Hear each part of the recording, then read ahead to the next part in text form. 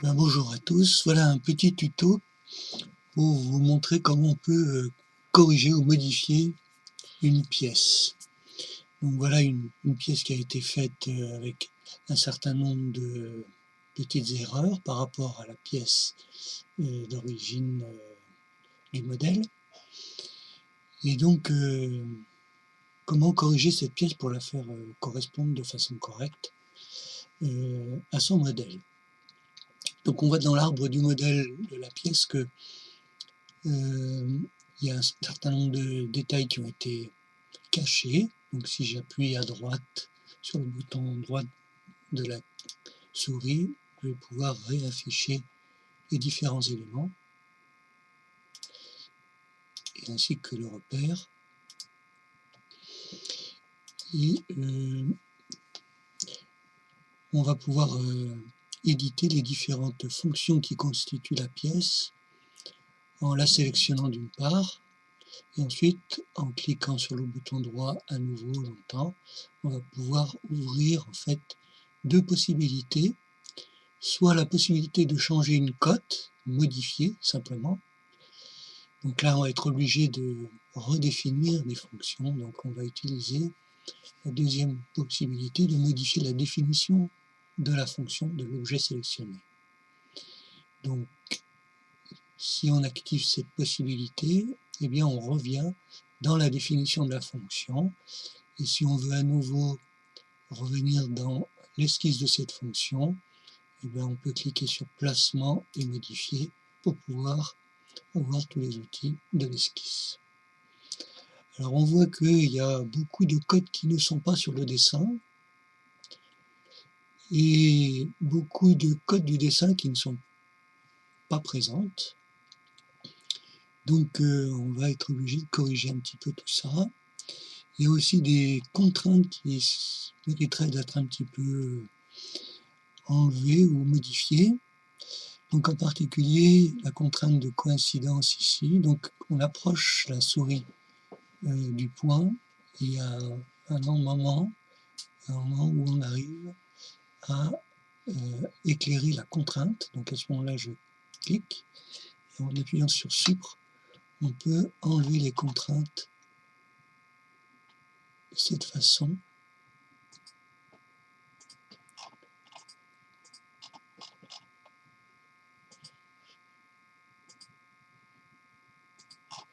Pour alléger un petit peu les contraintes qui ne devraient pas être présentes.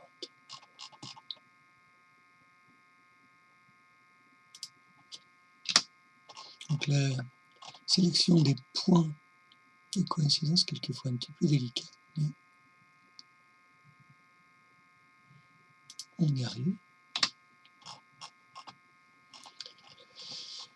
Alors bien sûr, on voit qu'il y a différents types de codes. Il y a des codes qui sont en bleu foncé, et des codes qui sont en bleu clair. Les codes de bleu foncé sont des codes fortes. Elles définissent la modélisation.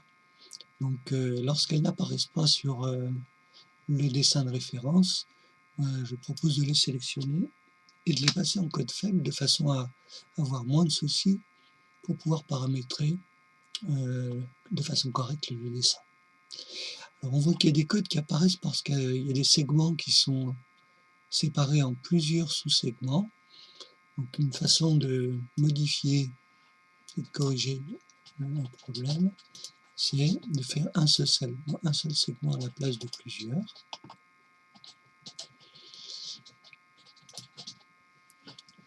Alors ici c'est un petit peu la même erreur, vous voyez. Donc d'abord on a une contrainte d'égalité de deux longueurs. Donc si je sélectionne cette contrainte et j'appuie sur Supre, j'ai déjà moins de difficultés éventuellement.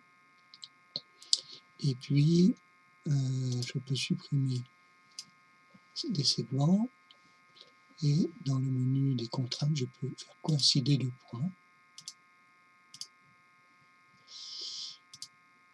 Alors on a, lorsqu'on applique une contrainte quelquefois, à résoudre un certain nombre de conflits entre guillemets liés à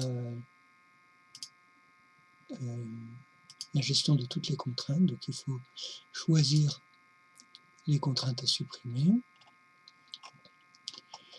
Là par exemple, on peut aussi imposer une contrainte de verticalité de ces deux points. Il est bon aussi de prendre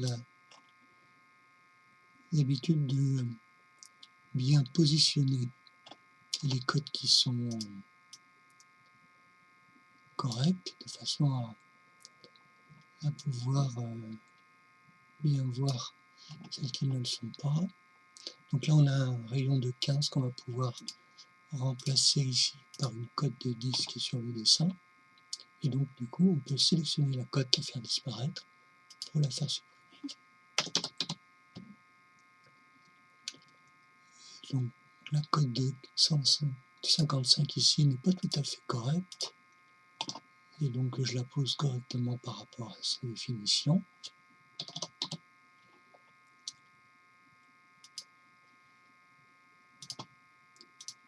Donc elle va disparaître celle-ci. Alors à ce niveau, cet axe ici est situé à 40 de la face invisible sur le dessin, nous visons à cette arête, et à 40 de cette petite arête aussi. Donc on va imposer ici une cote de 40, et également ici une cote de 40. Alors il manque la cote de 40 ici, donc je vais prendre la cote de 20 qui est là, je la supprime et je vais imposer ici 40. Alors on voit qu'il y a une cote qui positionne le référentiel par rapport à l'esquisse ou l'esquisse dans son référentiel. Une possibilité, ça pourrait être d'introduire une symétrie. Donc je pose un trait d'axe dans mon esquisse et je vais introduire une contrainte de symétrie par rapport à, par exemple, ces deux centres de cercle. Ici. Alors les rayons qui sont là doivent être de 10. Ah.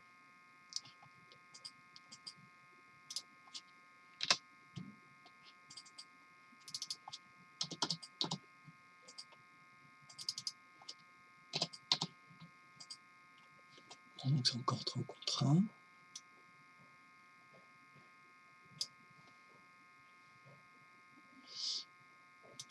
Je vais quand même cliquer une fois et je dépose pour passer ma cote en rayon. Et je vois qu'ici il y a des problèmes de tangence. Donc je vais imposer une tangence ici, une tangence là. Je vois qu'il y a deux fois R10 ici, donc si on veut être puriste, on peut aussi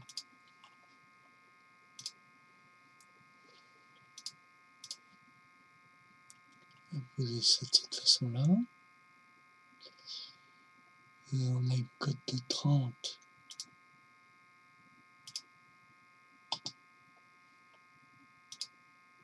À remplacer par la cote de 2.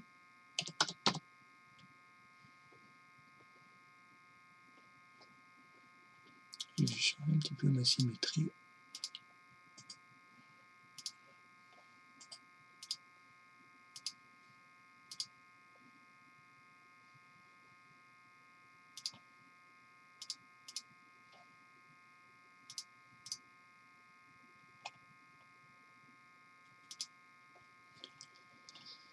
Voilà.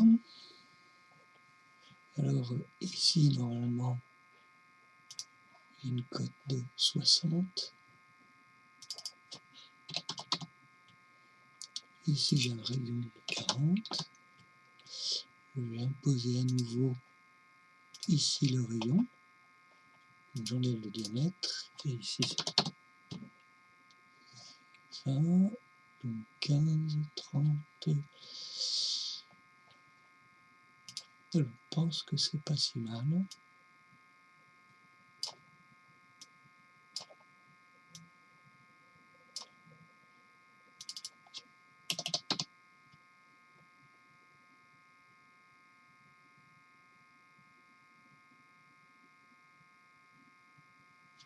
Donc on peut valider cette esquisse. Donc profondeur de 10.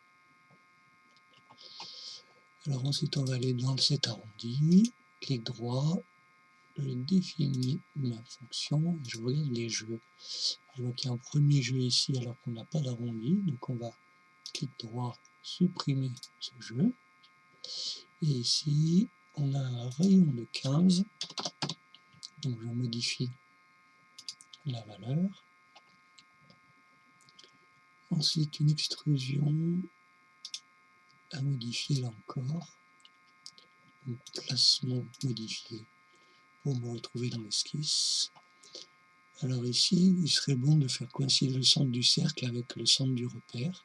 Donc on peut introduire une première contrainte de coïncidence sur un premier élément pour faire disparaître la cote de 40 et un deuxième élément pour le centrer. Et enfin, on peut introduire une contrainte de tangence pour enlever la cote de rayon de diamètre qui n'apparaît pas ici.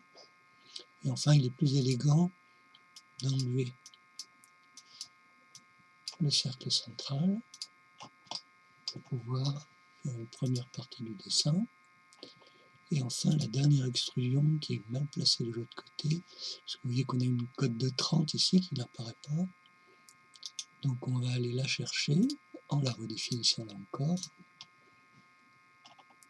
Et donc on va commencer par modifier le plan d'esquisse. Donc on va dans réglage d'esquisse, et donc en sélectionnant la surface correspondant à l'esquisse, on va aller la resélectionner ici.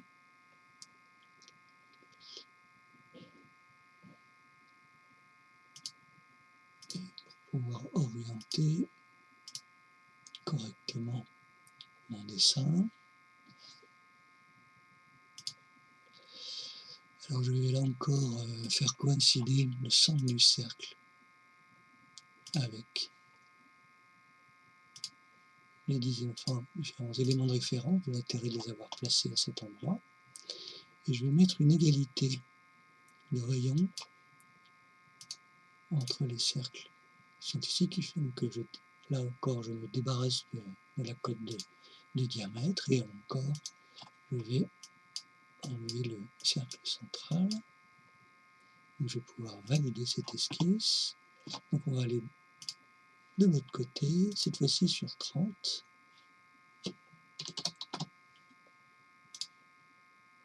Et enfin, je peux faire le trou central avec la fonction trou. Je vais sélectionner la face à percer.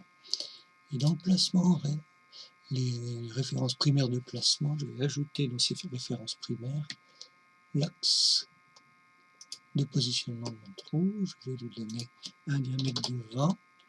Je vais faire un trou à travers tout pour éviter de mettre une cote de profondeur. Et je peux valider. Et voilà comment on va pouvoir respecter l'ensemble des cotes que sur le modèle de référence. On va pouvoir enregistrer tout ça. Voilà, écoutez, merci.